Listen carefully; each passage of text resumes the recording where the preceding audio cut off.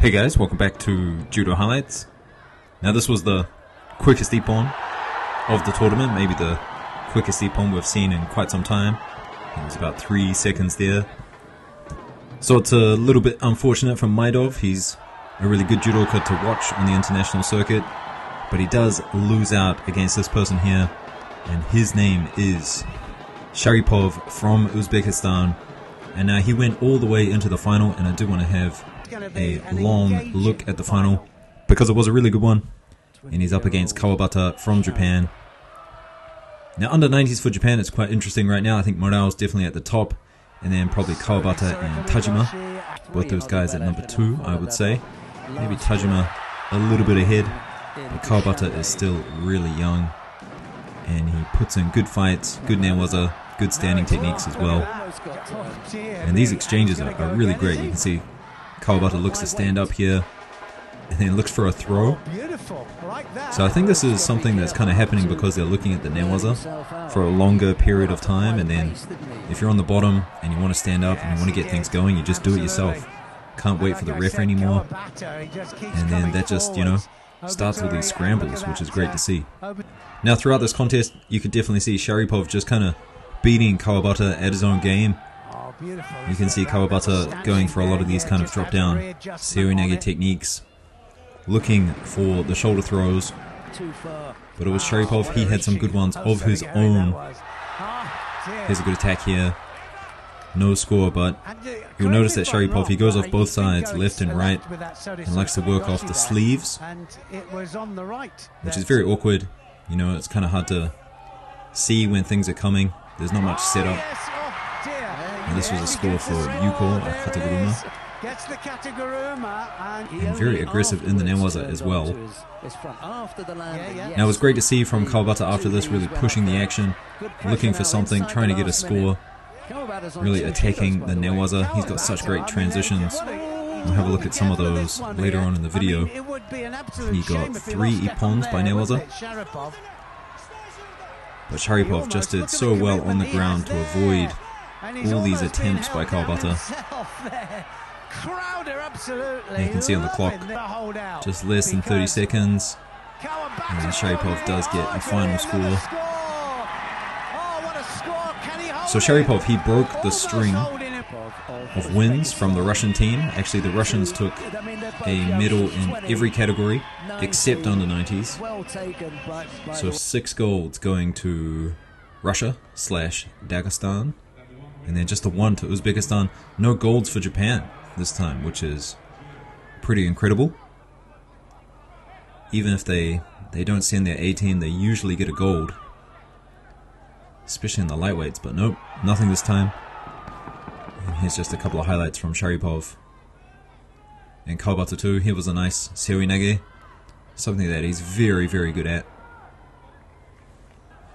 But I do wonder, I think he might have to develop his stand-up a little bit more. People will know the seoi-nage is coming, and I think he needs another technique, maybe 2 more techniques. I do know he's got a little bit of ashiwaza, but there's got to be something else, something big that he can mix in there. The newaza is great, of course, so maybe some kind of stemi-waza. Maybe he should look into moi-nage or sumigaishi, get people down to the ground, and then really kind of do his work that he does so well down here. Here's another exchange that leads into the newaza. So double sleeves. Defends well. Now looks for a juji here, but I don't think he was really looking for it. He was just using it to transition into the osaikomi. So Kawabata, I mean, he's still very young. We'll keep an eye on him. We'll see how he develops in the future. But a silver medal for him. And now the 2 bronze medals at under 90s. Uchigaishi by Motozoev here. And then on the other side of the bracket we had more Russians. I mean, they sent over a massive team. It's quite incredible, the Russian team. There are a lot of scary dudes in the Russian team right now. And then this one, it did end by Shido. Now Igor Melkin who took one of the bronze medals. Here's a couple of highlights from him. This next one, a reverse seoinage. So it's coming back, guys, and it's good to see. It's great to see. I can't believe they got rid of that technique for a time. And that was a beautiful ochikochi ochi. Now this one here, what do you call this technique, guys? Is this just sumiotoshi? I mean, just stay strong in the position, good balance. Catches the belt. Under 100s, and of course it was Kanikovsky, just making it look easy out there. I think going forward it's just going to be him and Arai. I think those two are going to be just really dominant at under 100s. Kanikovsky, though, I would say he's probably more consistent, and of course he's got that win over Arai as well, so Arai has to climb the mountain. Kanikovsky definitely at the top at the moment. Now for the bronze medals, Morales. How old is this guy, Morales? I feel like I've been commenting about him for the longest time. Gets a counter here for the bronze medal. Now in the other bronze medal contest, Nozomu Miki, he made it all the way to the bronze medal contest, just losing out in the semi-final. Here he is though, coming back. He was down and was already in this contest and came back, got 2 scores to win it. And that's a nice technique to finish it in the golden score as well. Now if you were wondering when he lost, this is it in the semi-final. Just as he's standing up here, goes in for a technique, weak attempt, gets countered to the rear. So I did say that he made it to the bronze medal contest, but he didn't win it. He ends up getting thrown here, so another medal for Uzbekistan, Sarsenbayev, he takes this one. But I'm sure we'll see Miki back. Japan doesn't have a lot of depth at under 100s, so they're going to have to put out quite a few guys. And they'll find someone who sticks other than Arai Dota. Now again, more Russians in the final gold medal contest. And this one was won by Bachayev, Indovitsky, going down here and getting a 3rd Shido. But you know, I've been saying this the last couple of days. This would have been nice just to not see it end this way.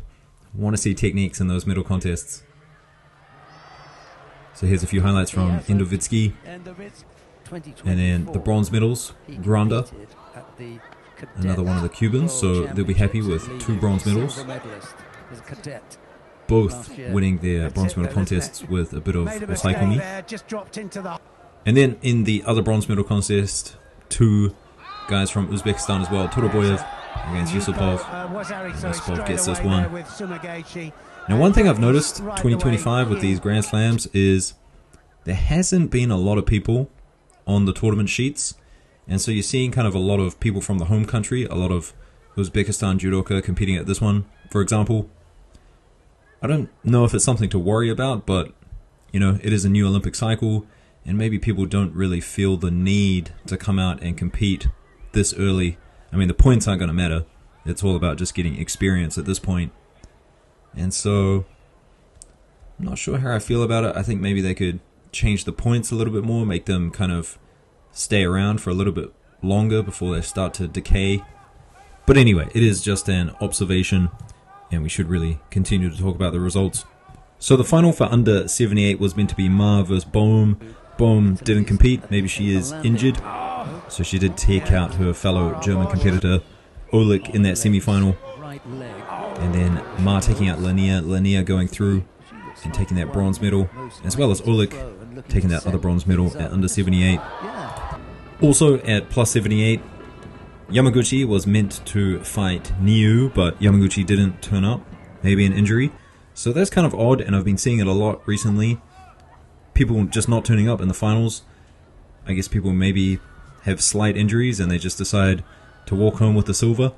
I'm not too sure, but just as a person in the audience, you know, 2 contests, 2 gold medal contests didn't happen, and then one of them ending just on Shido. Makes me think, is there a better way to do this? Is there a better way to run the medal contests? But anyway, guys, this is the last little clip here from plus 78.